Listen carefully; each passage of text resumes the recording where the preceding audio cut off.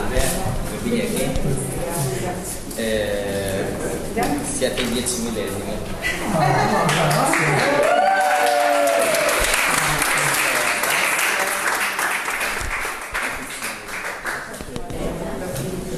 Un omaggio della sera per voi.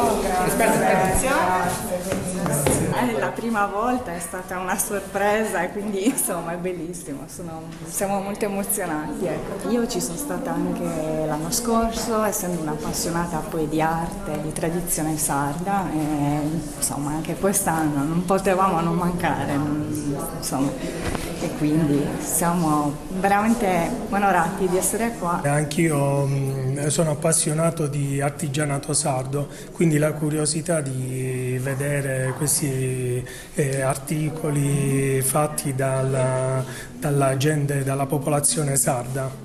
Io sono siciliano, vivo qui ormai dal 2013.